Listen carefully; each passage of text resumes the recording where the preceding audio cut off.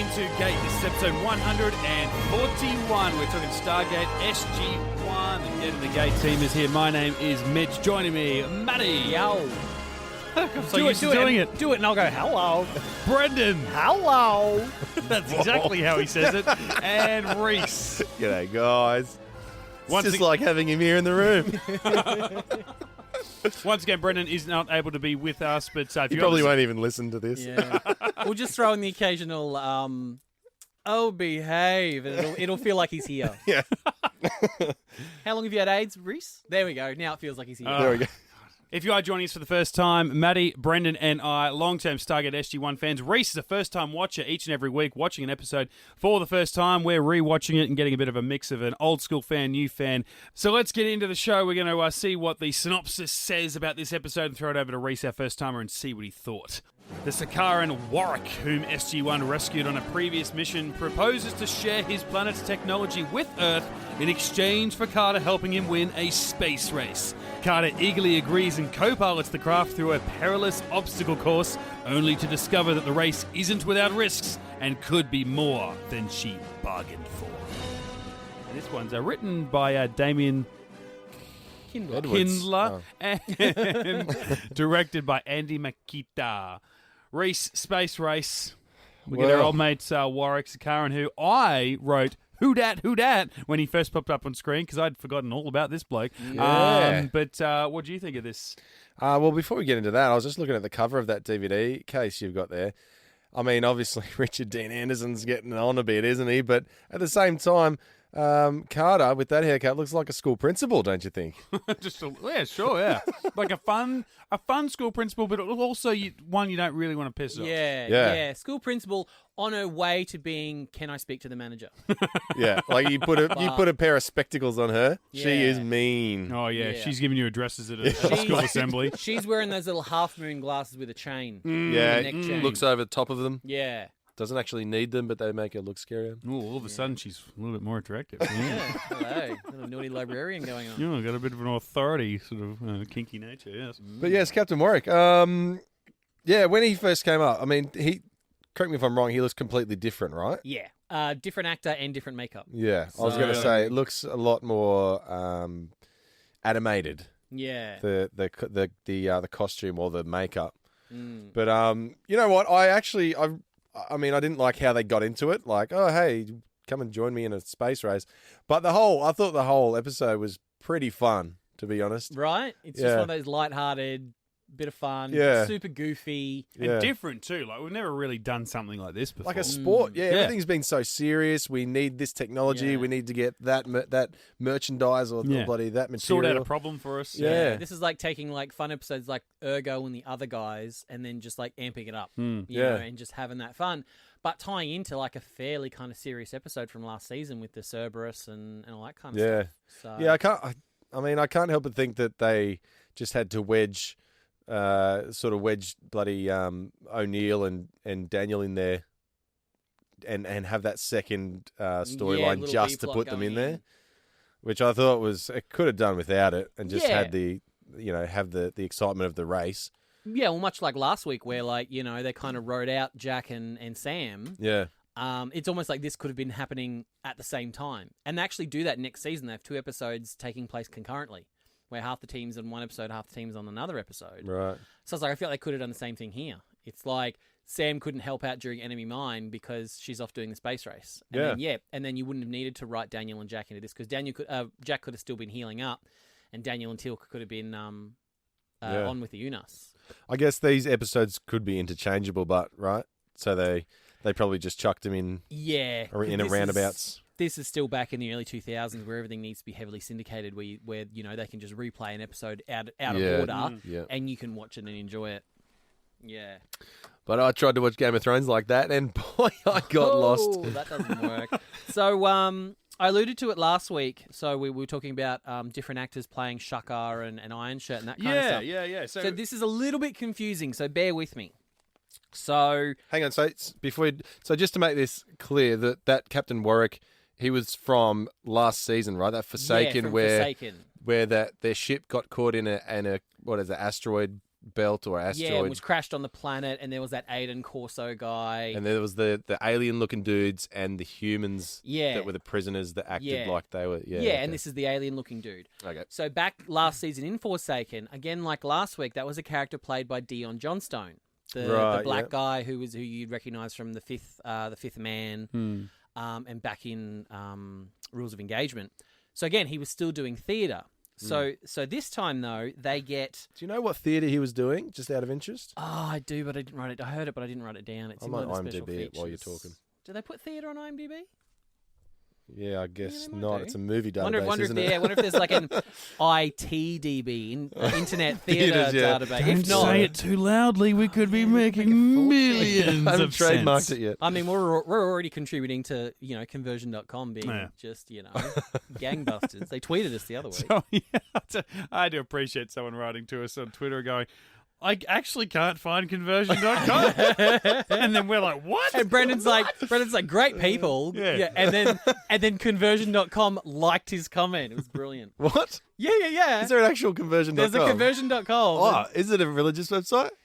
I don't know. I didn't look into it. I just saw that they'd liked a comment that Brendan did of saying they're great people. I did Man, not see I- that. I mean, they haven't Did he started tag them in sponsoring the there? show. Yeah, because the person who tweeted us, I think it's in the mailbag. We might even get to it this episode. Jesus, Said, That's yeah, hilarious. I couldn't find at conversion.com's website or something. Oh, no, and then Brendan was like, oh, did you try at conversion.com.au or something? Yeah, that might be it. Yeah. Yeah. All right, funny. so bear with me now. This is going to get a little bit confusing. So, Warwick, who was in Forsaken last season, played by Dion Johnstone, is in this episode played by Alex Zahara, who played Iron Shirt last week, the big Unas. Wow. Right. Yeah. Right? So that's him. I know he didn't speak English last week. He was just purely Unas dialect, but he seemed like such a gruff, Yeah. tough bloke. And then Warwick in this is so friendly, Yeah. so well spoken. Well, he's the hippie from 1969. Oh, that's Same guy doing all these roles. Wow. He was also from Metamorphosis with the mutated guys of Nietes. He was the bald one that looked into Nietes' mind and went Right. and figured out. And then the other guy, and then Dion Johnstone was the one that snapped her that was a neck. gasp, Matty. Yes, throwback to last week. So that's Alex Zahara playing a Dion Johnston role. Now, his brother in this, Eamon, who is a new character, is played by Patrick Curry, who is Fifth the Replicator and played Shaka in last week's episode. Wow. Right. So both actors are in both these episodes back to back. But last week, Patrick Curry was filling in for Dion Johnstone, and this week, Alex Zahara is the one filling in for a Dion Johnstone character. That's very cool. Yeah.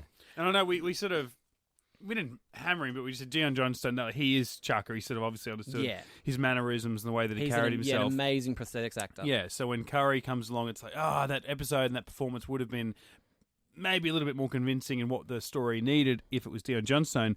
Whereas now I appreciate him a lot more when you see the difference in him as Shaka and as Eamon. Yeah. Because Eamon come across as like a bit, he was the brother that didn't support 100% what his brother was doing. Wow, that's really cool. He was basically Niles from Frasier in this episode. Yeah. But what I find interesting is it's like Fifth, we'll call him Fifth because that's easier than his actual name. He played a Dion Johnstone character last week, but he doesn't play a Dion Johnstone character this week. They flip it. So I find that quite interesting. And I think they may have broken Alex Zahara because this is his last episode of Stargate. So he's done so many. He did, Spirits, Azales, and he's done 5 or 6. But I think maybe doing the back-to-back episodes in those heavy prosthetics. Yeah, it's he's been just a couple like, of weeks. I'm done. I don't want to do it anymore. I'm done. All that overtime with the hours put in, sitting in the makeup chair. He's like, I can retire now. You're not going to give me a regular bloody role. I'm out. You're not going to Jonas me. So when this started, and they're like, we're going on a space race, and I'm like, oh, what's another space race kind of thing? Then we're going to do a Kessel Run here. Yeah. Then you get into it, you're like, this is Kessel Run by way of the Hunger Games, but a less violent version. Well, and I'll take it that's one for this, but there's an episode from... You're goddamn right you will. There's an episode, it aired in 2001 of Voyager in their 7th season called Drive. And it's the same plot, basically. It's like two of our people are out testing a shuttle, and they run into this chick who's like, hey, would you like to take part in this interstellar race we do? Down to the point where even at the start of this race, where they're all kind of behind that force field starting line, that's in the Star Trek episode. Yeah. And then there's like different segments of the race where there's asteroid field and there's a giant sun and all that kind of stuff. So it's very, very close. I mean, I kind of led you down that track by bringing up Star Wars, and we don't have a quick one for that yet. It's the Goblet of Fire, isn't it? Anyway, we all tick one off. There we go. I found myself thinking about Brendan when they first went to the Sakaran, I guess, main city. And it was this wide shot, and we saw like all these shuttles and ships and stuff flying in. But I'm just looking at all this, and I'm like, oh, God, this is what Brendan talks about when he goes, the CGI was so bad, I almost threw up. Because, like, it was just so... I didn't mind it. I think afterwards I was like, okay, now I appreciate it. I just think it was just so jarring because you went from real people talking in real sets to just it cut to that. And I'm like, oh, if it's going to look like that and you're going to hold on to it for so long, do you have to bother doing it? Or put Carter in a ship and maybe she's looking at it outside a window and then it just kind of masks that you couldn't quite... nail it. I don't know. Like I just had Brendan playing in my head going, I almost threw up. And I appreciate that quote. So apparently one of the shots that you see of the planet, like, I think it's when the race is about to start, I'm not sure if this is the case, but a lot of people are saying it's actually just Earth turned upside down. They reckon if you look really closely at like the water versus the land, down under's up above. Yeah, it's like up down. I think they're showing like the Indian Peninsula or something like that in the shot. And they've kind of just magnified it and flipped it upside down, and that's how they got the planet. Yeah, nice. Cool. I couldn't tell. I'm terrible at geography, so. I do remember Brendan saying back in Forsaken last season, he reckons that these Sarakans aren't as advanced as us, but mate, they got flying trains. So they're having space races. What do you got to say about that, Brendan? Yeah, I didn't think so. Hey, Brendan, if you got a problem, speak up. Oh, he probably won't even listen anyway. Yeah, that's half the fun, isn't it? Absolutely. I thought you'd appreciate Rhys as much love as we kind of collectively, gave Daniel last week. That it starts off and it's going to be a Carter episode this time, and then they come along, Warwick. Again, such a crazy human name to give this. What's your name? Warwick. Warwick. Yeah. That's a dwarf's name. So Warwick comes along and he's very human name and asks Carter for help, and she's like, "Yeah, I'm bang up for this." And Hammond's like, "You sure?" She's like, "Yeah." He's like, "Yeah, cool." And like Daniel's just looking a little bit funny, and then Carter's in like packing her stuff. She's getting ready. She's all excited. He comes in. He's like, "Yeah." She's like, "I know, how good, right?" He's like, No. So what? He goes, "Nothing. Except this doesn't seem like a good idea, does it?" She goes, "Yeah, it totally does." Why? No reason except that they're not asking me for help. And that just feels wrong. I'm like, fuck off, Daniel. I don't know if you should do this. Daniel, you lived off-world for a year and got married, you fucking idiot. Let me go off-world for 2 days and go for a space race, I'm mate. going to service this bloke's engine, all right? Like, I'll be back by the weekend. Wasn't it funny that Warwick was pretty much like, Carter's like, "Yeah, I'll be your bloody co-pilot," and he's like, pretty much, I just want your generator. Yeah, can you just give me an I don't actually want you to come back to my world. I just know that you won't give me the generator if I don't invite you back there. You're actually super primitive and don't know anything about his space entire pitch was such BS, and then he very quickly had to turn it around and mixed completely language. Sorry, I forgot what room we were in. He's like, "Yeah, so my government, totally cool because of everything last year and stuff. Yeah. You come along, we're going to give you tech. If you just give us a little bit of your tech, it's not going to be a big deal. And we got a race that, you can help me win." Oh, okay, so I can be co-pilot. I know I said that, but I actually just want your technology. And we'll give you yours. Oh, so your government are okay with that? It's actually funny.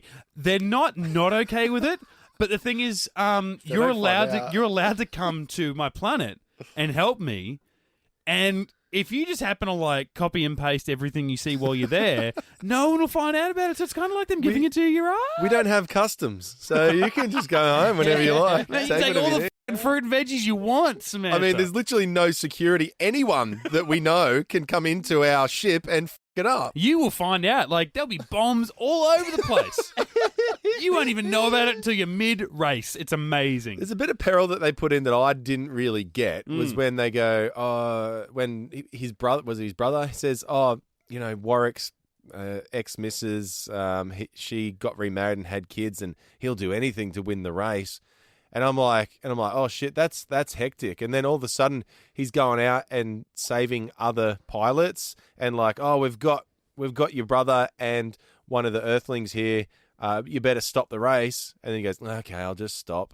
I'm like, that doesn't seem like a guy who wants to win it at any cost. Like, seems like you keep finding reasons to give up the race. Yeah. And you were still pretty close to them, even though you stopped for 20 minutes to fix your bloody ship. Now, correct me if I'm wrong. We didn't find out that he was married in Forsaken, did we? Was that a... Yeah, because I had the photo of Deloise's. Oh, the photo, of course. Sorry, because he's got a human wife. Yeah. Or a Sarakan wife, I guess. Sarakan or Hebridean? Probably a Hybridian. I want to say straight up human. Human? Well, no, aren't they from Hebridean? Sure, mate. That won't be in Has Rhys been paying attention. Yeah. Yeah. Oh god, I'll have to flick back to last season to check the notes. But I found it again. I nearly forgot that he even existed. This, but maybe I didn't watch much of the end of Forsaken and forgot about the whole marriage thing. But the fact they even brought you could have almost got away with not mentioning that. Like, I feel like this could have been a story that his wife's just at home looking after the kids or something, or whatever. They're away on a holiday and he's in a space race. I don't know, because it just seemed weird. It's like, so he was away for so long. I'm like, how long was he away for? It wasn't 3 years, I think. 3 years is long, but it's like, his wife. But she got married and had kids in 3 years. Right? Didn't mourn his death at all. No. Like, kids, that's plural. 3 years. That's like 2 kids if you have them 9 months apart. So biological clock was just ticking away. Bloody hell. Maybe she was like, oh, what if she was cheating on him while he was away?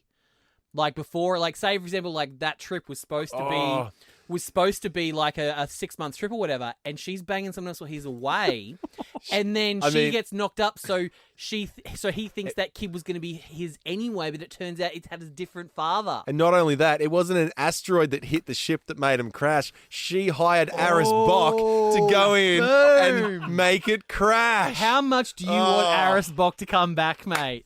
Yeah, I love Aris Bok. That's what we need. Stargate Origins, Aris Bok. He's the only bounty hunter we've ever met. So if there's a gun for hire job, he's it. The only dialogue we get is that she thought her husband had died tragically and she moved on with her life, and all of a sudden we've given her this horrible backstory. She's a cheating, murderous whore. She went and hired some bounty hunter she didn't know existed to kill her bloke, so they didn't find out that she was fucking sleeping around. Aris Bok isn't even doing it for the money anymore. He just needs serotonin. Serotonin. I mean, he probably needs serotonin as well. Know. It's been a while since we got up. Maybe. He might. Look, he's had a hard life. Yeah. He lost his cargo ship. Oh, far out. But yeah, that's all we knew of his wife in the last episode was that little photo that was it at the end or something. Yeah, or Peter DeLuise's wife or something. Oh no, like Annie Makita's wife or something. Whoever the director was. Yeah, like O'Neill found it in the dirt and thought it was like Aidan Corso's missus or something like that. But then you find out that it's Warwick's. I was worried at this.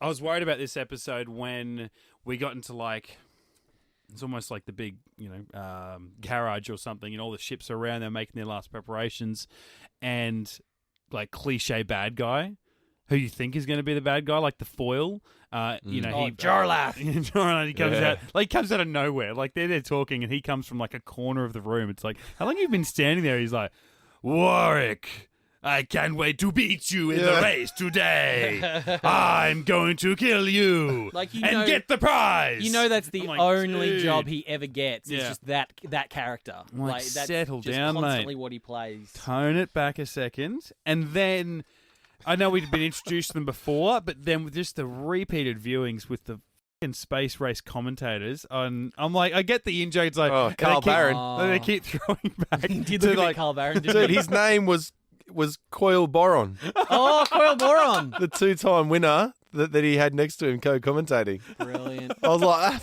Yeah, that's Carl Barron. I have to say, I think that is the most polarizing thing about this episode is people either love or hate those commentary things. Yeah. I f***ing love Of course them. you They are my favourite part. Of course you do. Because they are so... Your favourite part of this episode. Oh, Jesus. Because they are so cheesy and ridiculous. Yeah, but I think that's Maddie loves a clip show. I think that's so why you over the stop top. it. That's why you stop at 2 Yeah. in a row, or great comedy when you see a stand-up, do 3, do 2 quick, and then pay it off with a third one at the end. Because Super funny one. rather than 7, where it's like, oh, Yeah. and if you would like this, blah blah blah, go sell this. For me, it's the ads. It's the Yeah. ads at the end. They only do 3 of those, so that's the perfect part Oh, for geez, me. it felt like a But lot just, well, I got to play this one because it's my favorite. At this stage of the race, it's all about the shields. Does your ship have what it takes to survive that kind of super intense heat? And if it doesn't? You'd be instantly vaporized. Interesting. In a horrifying sense. If you have a loved one who's close to death, don't delay. Contact TechCon Group Funeral Services today and make your loved one's farewell memorable beyond words. TechCon Group Funeral Services, helping you make peace with death. Fucking more. love that. That one works for me because it didn't feel like Carl Barron was purely setting up for that guy to play some out, of them did go a 'cause little bit it long was like, with the actual commentary of the... and if you don't, he goes, "Oh, you'll be incinerated," because he's been there, he's experienced it, Yeah. and he's like fascinating in a horrifying way. Yeah.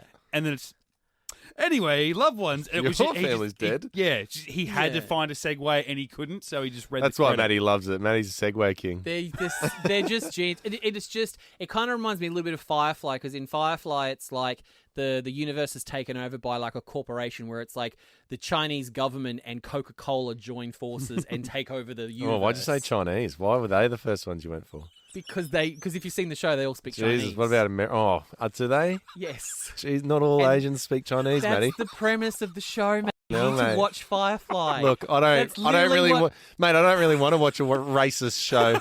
It's also if that's because what it's telling It's me. also Joss because Whedon. What they're- else do you expect? It's also because they're communist. It's a communist society.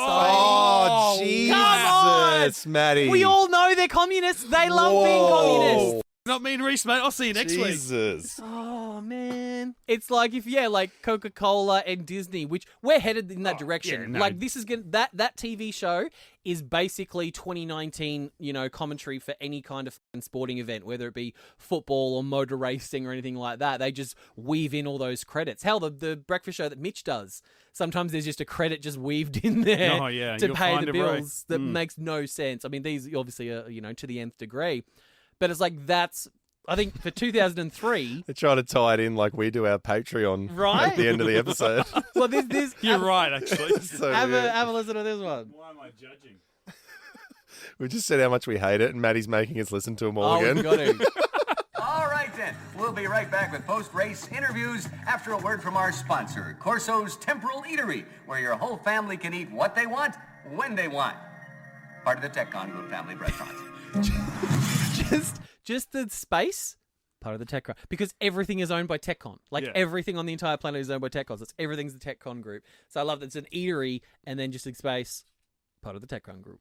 You'd be doing that with traffic as well, Rhys. There'd be certain ads like credits you've got to read when you're doing traffic where it's just like, Yeah, look, we got 30 seconds to get a traffic read and an ad out, and they don't care what you say in the traffic as long as you get that fucking ad right. as long as you get the air train, woo, woo. Yeah, absolutely.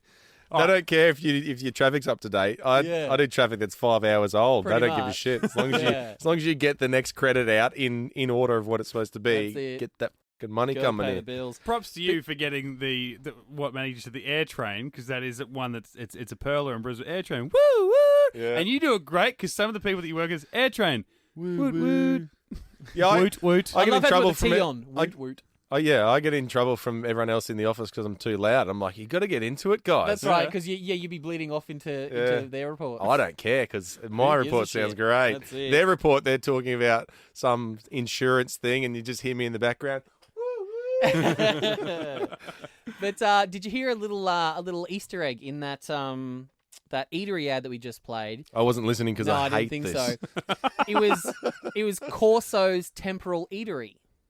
Well, the bad guy from last season. I can't remember the name of the episode. Forsaken. Forsaken. The bad guy from Aiden Forsaken Corso. was Aiden Corso. So it could be like his brother or his sister, whatever. It's their eatery. Oh, the character. Yeah, because that Right. character was Aiden Corso. Right. He's obviously in prison now or whatever, but someone with the same last name as him The thing- owns a temporal eatery. Or is it Aiden Corso gets out of prison in like 5 years' time and then travels back in time and now he's running a temporal eatery, guys? Probably not. But maybe it's run by prisoners. Oh, Yes. there's a thought. Yep. What does temporal mean? Boom. Time. Because you can eat what you want when you want. So it's like, oh, if you want to eat something that only existed 20 years ago, if you want to go eat what's his name? William from Braveheart? What's his name? William Wallace. William Wallace. If you want to go and eat food with William Wallace, eat what he ate, you can go to the Temple Eatery and eat a, 7th century Scottish haggis Stew. stew. Yeah. I don't know why you'd want to, but No, I don't know why that was your example. that's what I was trying to bridge the gap with you, mate. He went for Braveheart. It I was, went it for was, your, I went for your favourite f***ing movie and it still didn't get you. You're trying to build a bridge, and here I am standing here with the Yeah. fire on a stick going, Yeah. I'll fucking burn it, mate. Yeah, you're there with your blue f***ing face, but with your horse trotting over the bridge, destroying it. Freedom! Yeah. But no, I just love those ads so much. They're my favourite part. Yeah, William Wallace. Because I'm someone who hates, you know me, of the four of us in the room, I'm the Anything good? one that well, no, I hate Let sport. me finish your sentence. though. I hate sport. I don't watch any sport at all. Did you watch the Hunger Games? Yeah. Did you like that? Yeah, the Hunger Games are Yeah, fun. brutal. My favourite was it I think the second one was my favourite film. But the dude Yeah, with the second fucking movie. trident. The dude with was he in the second one? Yeah. That dude with That's the I mean. want that trident. That was a Yeah. badass trident. I want that. Yeah, Just in sec- case you need to kill kids with it. Oh, I'll just go. Well, yeah. I mean, Obviously. it's always nice to be What do you think it's prepared. tridents for? Kill 3 kids at the same time. Well, I've got a, I've the got point a of big, it. I've got a big like weapons replica collection. I've got like You say basement. yeah. I've got a dungeon. I've got like I've got a well. I've got like Perseus' chains on sword there. from Clash of the Titans, and I've got I've got Donatello's bow staff and Raphael's sai, and I've got Elektra's sai from that terrible Jennifer Garner movie, but they kick ass sai. Got Catwoman's whip. Oh no, that's Under the bed, of course. Yeah, that's elsewhere. That's with the fluffy Tassels. handcuffs. Yeah. Oh, and the booby tassels. I can do just the one Booby or the tassels. two. I meant tassels on the end of the whip, but Oh, hey, booby okay. tassels way Yeah, better. no, I was going Booby tassels with a whip on the full end. bondage. I was going full bondage. Did anyone else notice the slight phallicness of the Cerberus when they go to pick up Jarlath and like that airlock thing descends underneath? Wasn't that a perfect shot? Yeah. I was like, man, you are traveling forward, and that just pinpoint accuracy. Yeah. That's a good pilot. Why aren't you winning? Kind of reminds me of like high school health class when you see that movie of like, elephants mating and the elephant's like giant penis just rolls out, like literally rolls out like a fireman's hose. Or when a horse mounts the other one, and there's Yeah. 3 farmers around watching, and one of them grabs his dick and puts it in the Yeah, horse. it's like a 2-foot Yeah, dick. yeah, Yeah. tiny. I know what you mean. But yeah, it looked like the Cerberus was getting hard on is what I was getting at. It was very Oh, righto, It Brendan. was very foul. I'm trying to fill a hole, pardon the pun. Yeah, I thought that was pretty funny when they opened that manhole, and then they're like, "Oh, come on up," and he's like, "No, I'm not getting on there." No. Warwick's like, "All right, let's go." Carter's like, "Oh, hurry up," and he's like, "All right." Yeah, the only I know that he was not going to be the bad guy. I didn't know whether the villain of the episode was going to be the peril of the race, and the Yeah. elements and all that sort of thing. But when Jarlath shows up and it's like, okay, well, you're going to be the foil, you're going to be the dick Yeah. of the episode. But then as it goes on, like we said before, the unnecessary side plot Yeah. or side story featuring O'Neill and Jackson just to give them something to do. When they finally work out what's going on and they go into that room, and then the bad guy comes in, and like the guy Yeah. with, Bad the guy. red beard or whatever, he comes in, Yeah. and I'm like, it's like the music swells up, and it's like, yes, that's right. Yeah. The bad guy is Racism. someone that you saw before for 3 seconds. Yeah. Aha, the twist ending. And he's a racist. Yeah, so you hate him extra because he's cheating and he's a racist. I like that because you're like, oh yeah, we don't. They're coming in stealing all of our jobs, and Yeah. we're never in positions of power. It's like, ooh, Yeah, this it's literally the only time in like 140 episodes or whatever that we've seen any kind of like interspecies, breeding or whatever, and it's like racism. It's like Yeah. this beautiful like society that just is like idyllic working society where these two cultures have come together, and they're like racism, build a wall, make Hebridean great again. I like Surprised that guy wasn't president. Yeah. He should have had no problems getting to the top. I do like that when his boss came in and was like, the only reason you're not given a promotion is because you suck. Yeah. He's like, Yeah. oh, I didn't think about that. Yeah, you're probably right. Yeah. It's because I'm shit at my job, isn't it? Yeah, because you're a dick.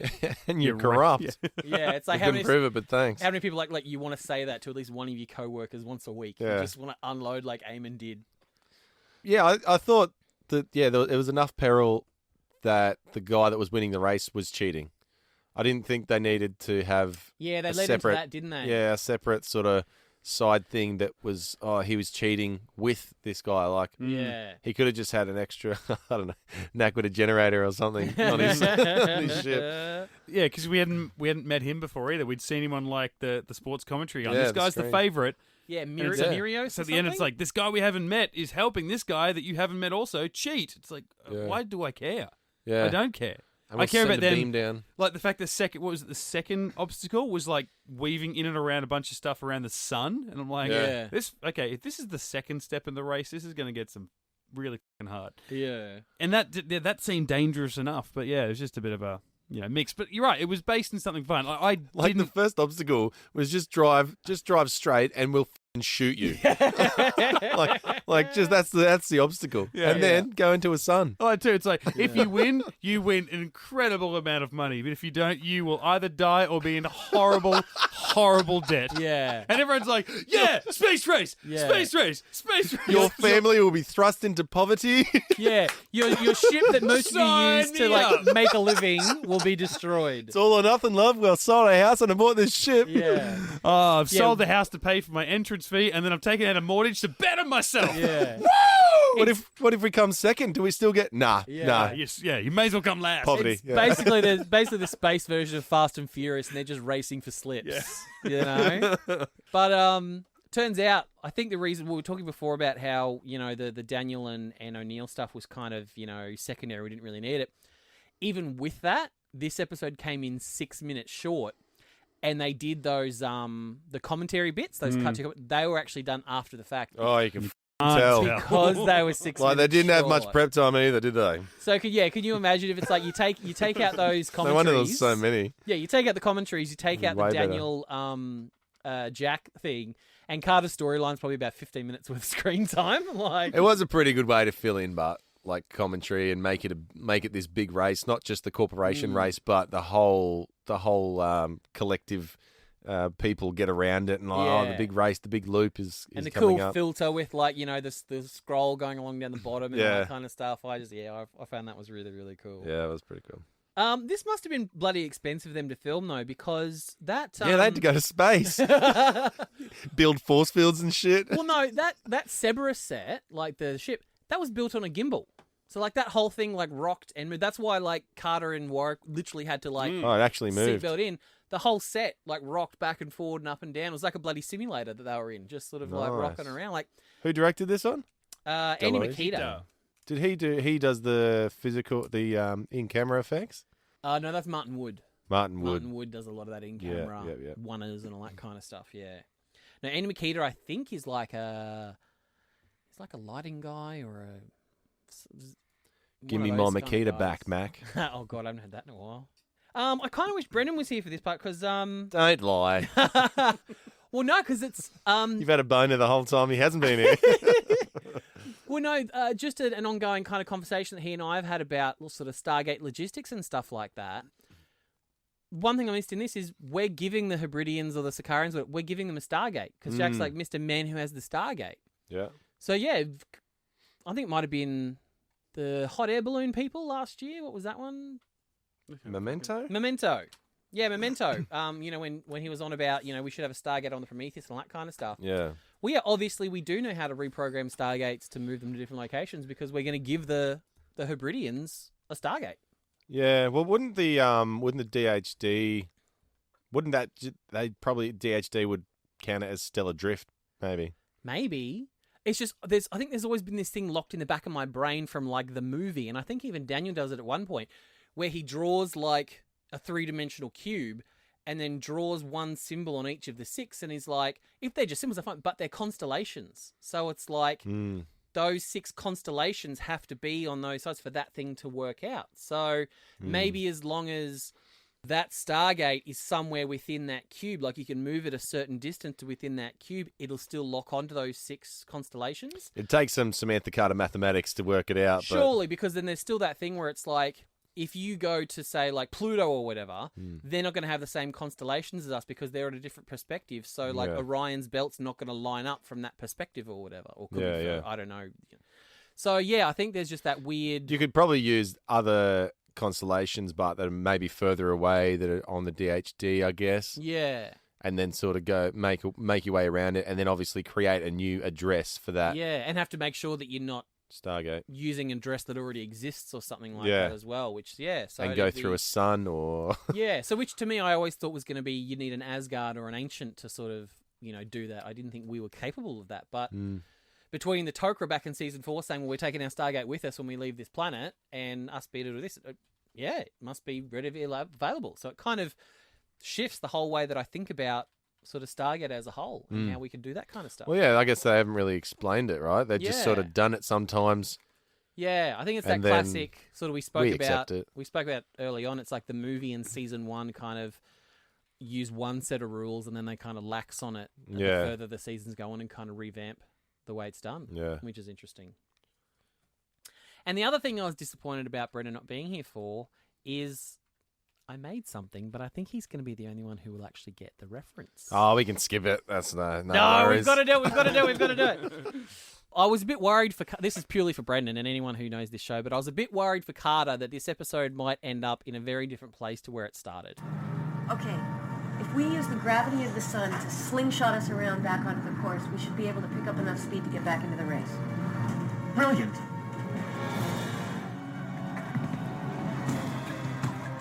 Yeah, no, blank stares from you too. That's fine. You can bring it down. It's fine. Oh, Battlestar Galactica. No, that's a good guess, but Farscape. Yeah, of course. Yeah, because that premise is the dude like slingshots around the sun and ends up in a different part of the galaxy. Spewing for you. Carter said slingshot. Yeah. But that's what we did in 2069. One of the year ones. Slingshot around the sun and come back on a. Oh, that was solar using flare. that was a solar flare and a wormhole. Or There was something. We slingshot around something. There was something. Was that Tangent with the 301? We had to get close to it. Yeah, because it lost power. Yeah, and we were just Teal'c and O'Neill were drifting, and then they had to get close. They Slingshot had to use back in. had to use the rocket boosters on the missile to try and push them towards the sun so that they could slingshot around it. I thought you were thinking about Apollo 13. Possibly was. I still remember that diagram that like Ed Harris drew up. He's like, they're here. If they stop and turn back, they're going to lose power. If they keep going and slingshot around the moon, we're going to save fuel. Well, that's a smart plan, Ed Harris. So if they get into the orbit, do they have to use more fuel to get out of the orbit to slingshot back? Yes. Yeah. And because there's also different kinds of orbit too. There's like geosynchronous orbit, and then there's I can't remember the other one. But yeah, there's geoadasynchronous. there's different layers of like if you're in a certain orbit, you're spinning like in a straight line in position to something on the planet. You're at the exact same location. Like as it goes around, like there's almost like an invisible piece of string. So I'm pretty sure that's geosynchronous because you're in sync with the geography. Because they did that with whatever they call that bloody machine that Sputnik, whatever it was, that they sent out to Pluto and beyond. Yeah. And they kept just getting in orbit, so they didn't have to use the fuel to go all the way out. They just kept getting in orbits and then thrusting out of orbit, getting the orbit of something else. Don't say thrust. That's my favourite word, especially orbit. Thrusting the orbit. Oh, I love thrusting her in your orbit. That's a space move if ever I've heard one. Science, bitch. We were talking earlier about how early 2000s a lot of this was. I think you guys will get a bit of a laugh out of this. Something that I better. Something that Andy Makita was boasting about on the audio commentary. Beautiful new LG 30-inch LCD television set that we had purchased specifically for this episode, which is very cool. Just this $1 million production boasting about their 30-inch LCD TV that they bought. Not gonna lie, state of the art here, guys. State of the art. I mean, no expense was spared. We spent $10,000 on this 30-inch LCD LG TV. Bloody hell! Is it 4K? Is it what now? Is it what? What? So I'm like, yeah, that's probably the most 2003 thing in existence. I remember when I bought with my own money, bought my first TV for my bedroom. Oh, geez, I don't know what year it was. I was probably far older than I should have been. And it was an LG, and it was still like a big box TV, tube thing, and it was a flat screen.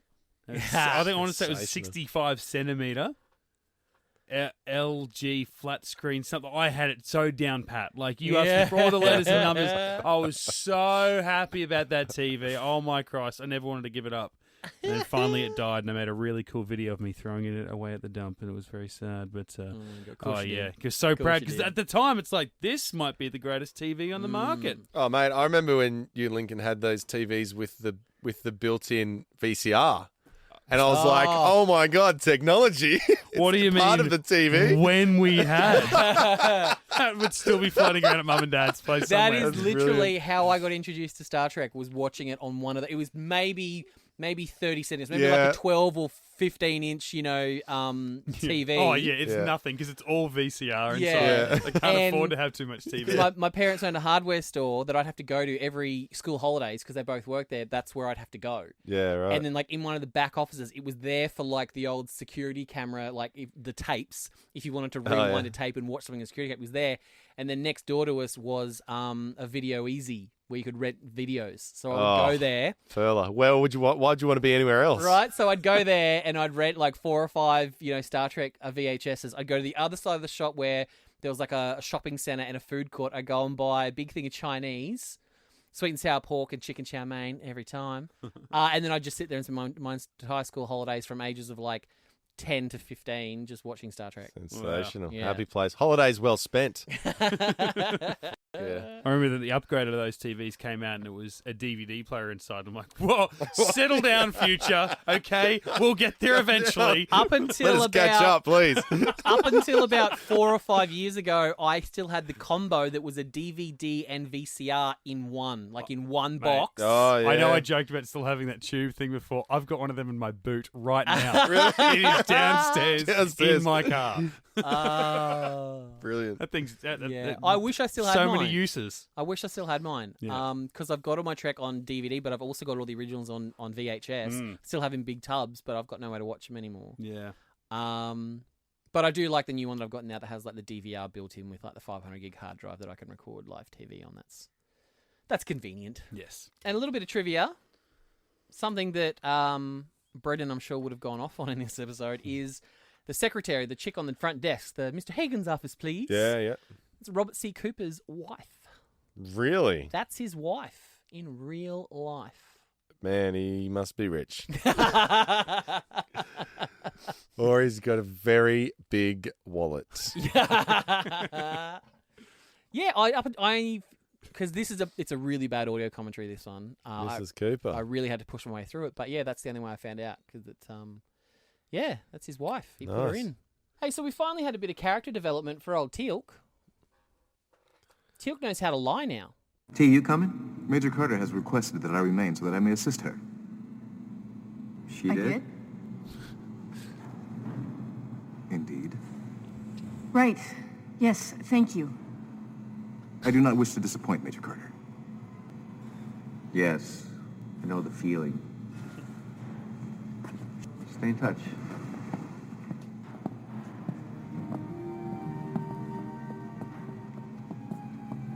I'm in your debt, Major Carter. Indeed. See, when that first started, I thought that he was worried about her.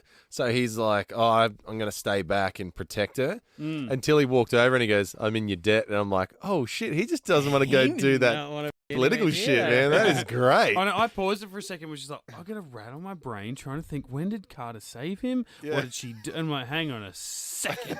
You sneaky Jaffa. I even like the inflected, indeed. Yeah. Like he couldn't even pull that out the way that he usually does it. And then Carter throws an indeed at the end as well. I'm in your debt. Indeed. Well, have I got a job for you, big boy?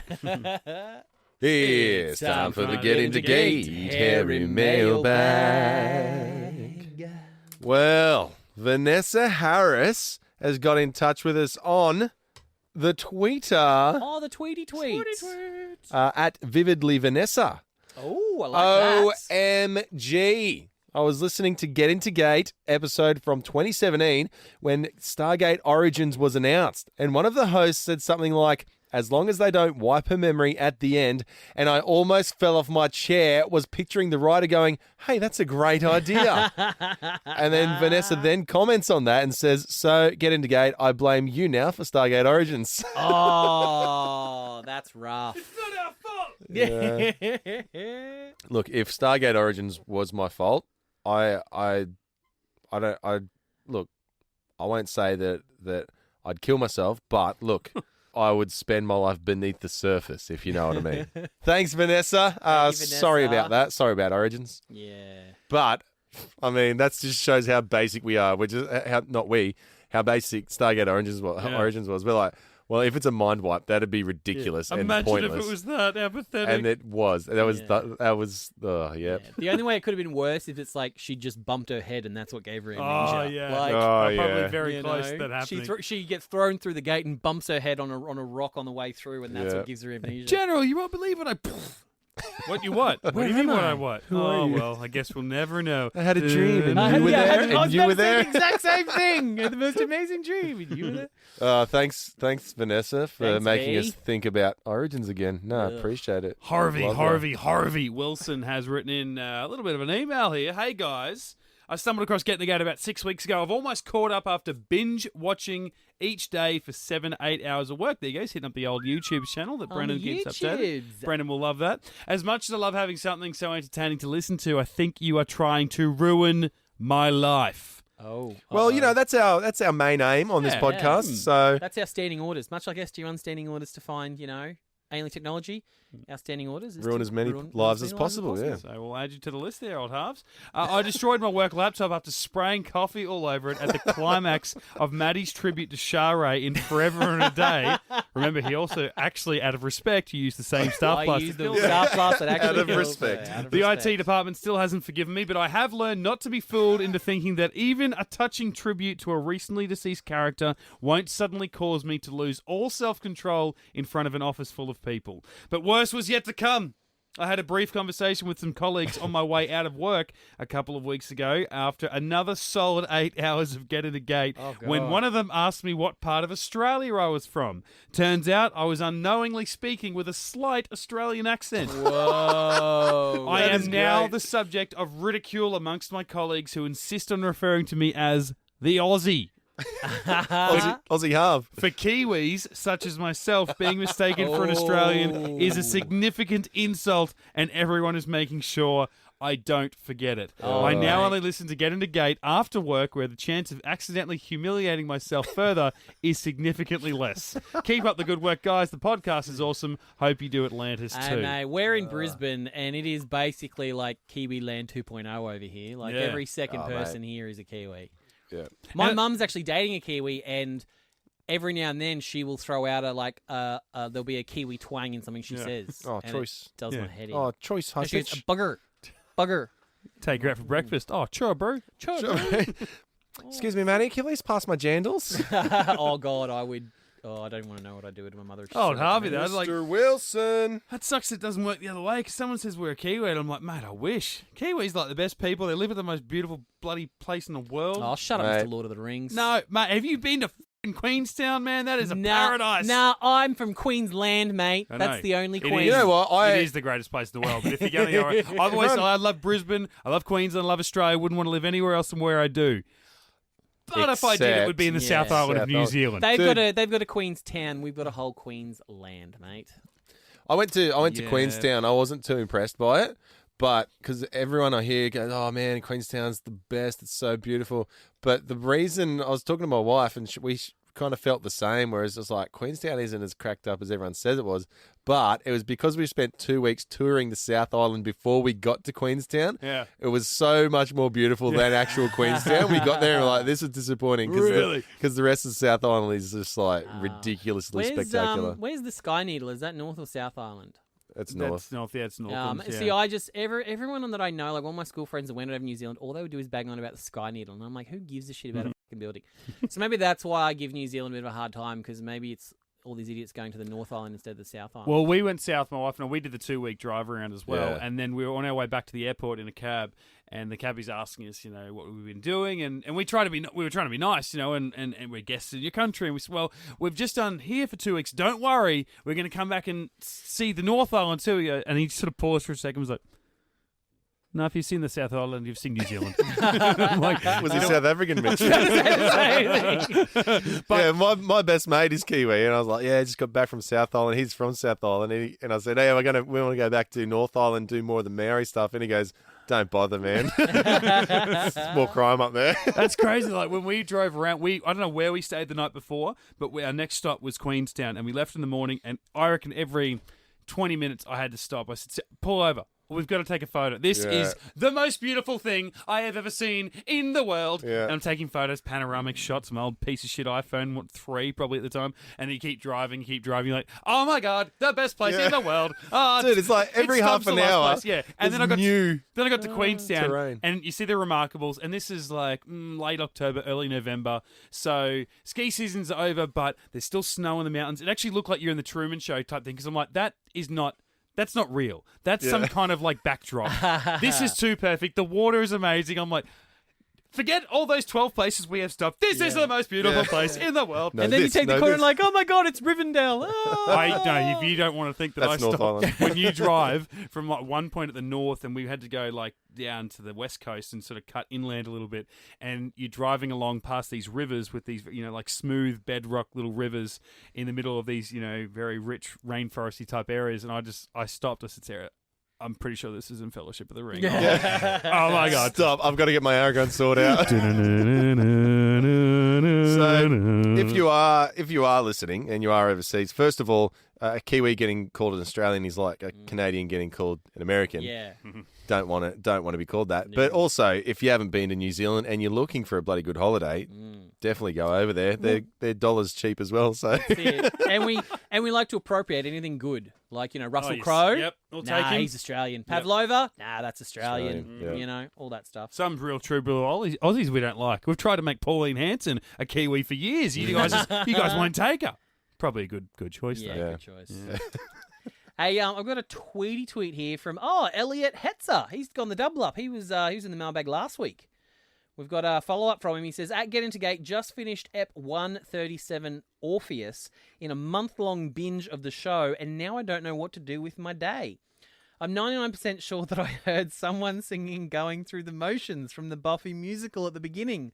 oh, gee, who was that? Was I wrong? Look forward to the next episode. Thanks, guys. You have a very good ear, my friend, because I certainly was. I think every time Mitch says something about going through the motions, it just pops into my head. So I decided I'd just hum away a little bit there. Go Buffy. Boom. On Twitter, Lord Ambertron. Oh, the AT. Amber Westbrook, hashtag Timescape. Amber says, hey, Get Into Gate, what exactly is the URL for conversion.com? My husband asked me to convert something and I instantly said, I'll just jump onto conversion.com. Not what I was looking for. I feel misled. I haven't actually been on the website. Does anyone know what it is? I don't think it's I'm going to do it now. Let's find out. All right, let's do it. Let's find out together. Because I normally, if I need to convert something, I will just type into Google, convert, pounds to kilos or whatever it is. And then there's like a little thing there, but I've never actually been to a conversion.com. It's probably like a Get Into Geek. Yeah, is it trying to convert you to... Oh my God! Nothing. That's fine. And around at the mailbag, we've got an email here from Stuart Williams. He says, G'day, guys. Stewie. Right, this is take 2. Seems I sent this to a hockey podcast the first time. Oh, what's that? Right. Into auto-corrected to the somehow. So there must be a podcast Get out there the called Get the Gate. Get the Gate. A hockey podcast called Get the Gate. I don't watch hockey, so it's probably makes sense if you're a hockey fan. Is the goal, is that the gate? I don't That's is the that goal. The net? I don't know. Everything I know I guess you wouldn't know anyway. You don't know sport. Yeah, I mean, everything I know from Emilio Estevez. Absolutely, yeah. Yep. I didn't know there was Mighty any- Ducks, man. I swear to God. Yeah, I mean, if you're going to do a hockey podcast, obviously you call it the Flying V. Come on. Obviously. Oh, here, also, Maddie, I'm South Welsh. Good luck butchering my accent on this email. Yeah, go on. Oh, I don't know Welsh. I need to watch more Fireman Sam before I can do Welsh. That's South Welsh. Ray too. No, that's not it.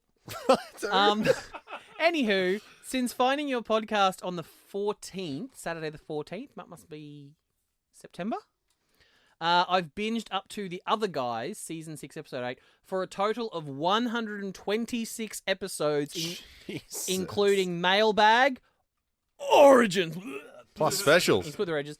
And the season recaps episodes in a little over 2 weeks. Jesus Christ. Is your brain broken? Are you there? Yeah, that's wrong. Get a life, Stewie. I can't even be in my brain for that long. On Spotify, and at the time I originally sent this to that hockey podcast, I'd listened to 98 eps in under 9 days. He's hoping he broke a record. Bloody hell. I have to say, lads, the 2 weeks have been non-stop laughing, especially when Maddie gets shafted into a box of shame. And Rhys's review of Origins is perhaps the best review I have ever heard. Short and sharp, Stewie. That's how I like it. Yeah. I hope the box of shame comes back even once a while in future episodes. Getting him to admit how much dog shit Whedon's writing is hilarious. Yeah. Also, Truth bomb. he slipped in a box of shame here, I think. Lucky you're eating it. Also, Enterprise is much, much better than I first thought after a rewatch. Oh, let's get that audio, Mitch, if we can. Yeah, I put think on a he's hotkey. put that in there just so that I would say it. Season 4 is a bit dodgy, and they had to fit 4 planned seasons into one. And while the finale falls flat on its ass, it linked back to one of my favourite TNG episodes. Also, add 1 to the count, guys. So he's taking a that's one for himself as well. Okay, well, this is for you then. That's one. Brilliant. Also to add, Origins, like Universe, should never have been made. Oh, I think that's a bit rough on Universe. Yeah.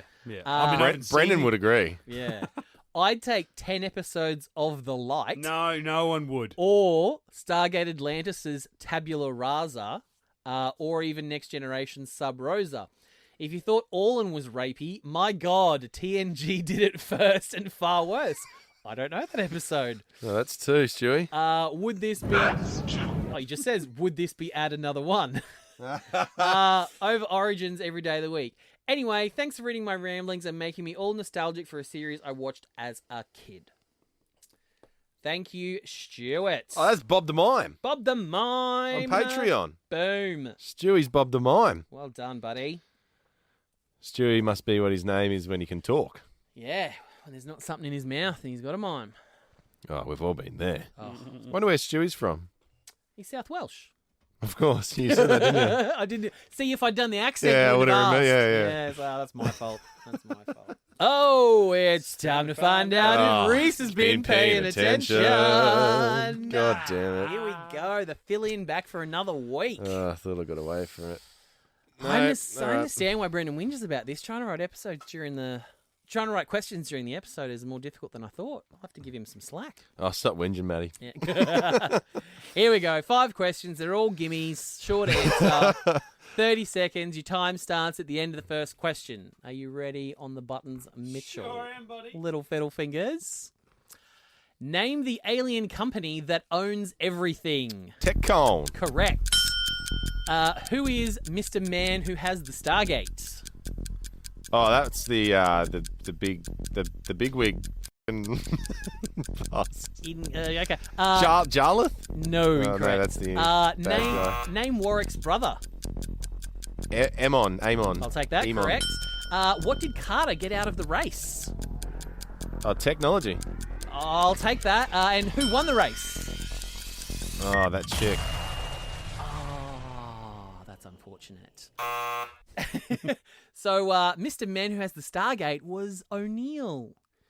Remember, he says to the chick, he says, tell him Mr. Man who has the Stargate is here, referring to himself. Oh, that was a shit question, Matty. Name Warwick's brother was Eamon, but I took whatever you said, Ivan, whatever.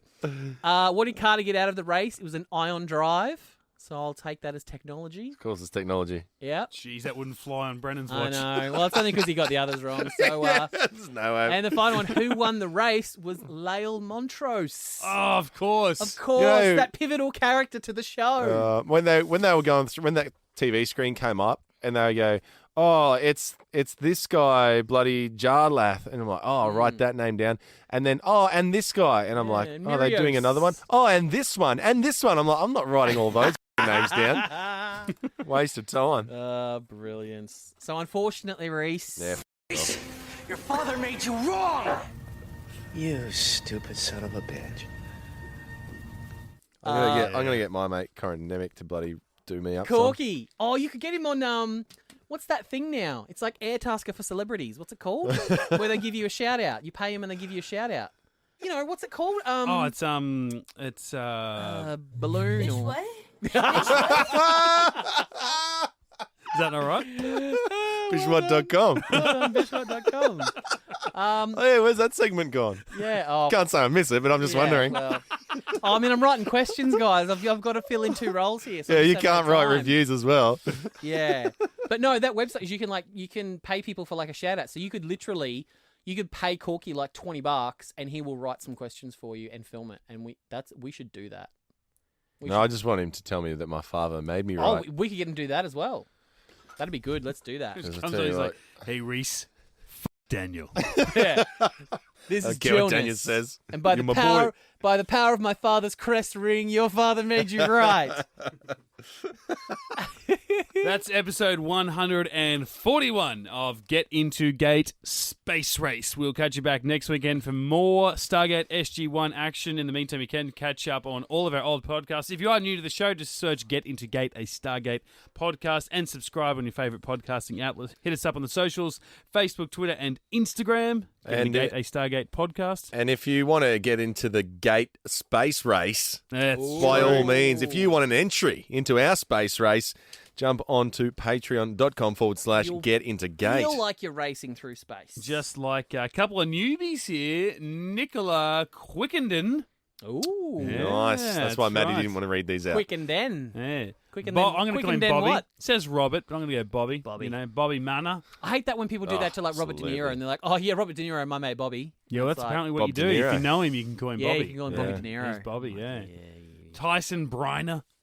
Oh, that's a wrestler's name. Yeah, it's a That's- rough name. It's tough. That is a world champion wrestler. And this is mate. This is Dan Beggs. Beggsy. Beggs. Danny Oh. Beggs. Begging for it. Danny Beggs. Oh, Danny's begging You've got to be for it. Irish. Danny Begging Beggs. for it. Welcome, guys. Welcome. Welcome. Welcome to the team. Thank you for taking some of the blame.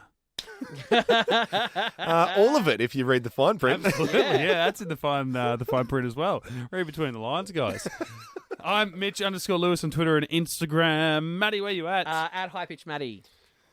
Rhys. I'm at the Flying Gibson. And hey, it worked last week. Let's do it again. If you would like to send Dr. Weir gifts, pictures, anything you've got going on to at the Bren Gibson. He'll only come back when you run out of those. So yeah. Oh, let's expand it too. Like, if you find a picture of Dr. Weir on Instagram, just tag him. Tag him in the photo. Oh, absolutely. That'd be a great one. Yeah. Go onto Love it. her Instagram page and just comment Tori at the Bren Higginson. Gibson Yeah. on every picture that she's got up. Oh, Yeah. totally. Fantastic. That's brilliant. No, well, even and then tag in the photo because you got to go in to like untag yourself from the photo, which is a whole other thing as well. We haven't actually told people where Brendan is, have we?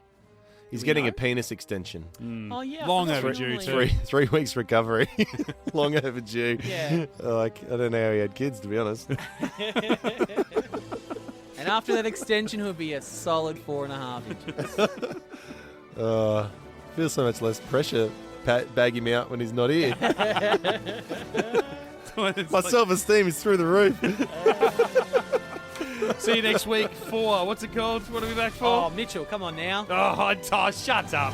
Yeah, okay, I've just seen what it is. Yeah, What is Avenger it? 2.0. I don't see Avenger the 2.0. correlation between anything. Anyway, Avenger 2.0. Catch you Never heard of it. next week. Never heard of it. Yeah, what's an Avenger? Start game. Get Into Geek.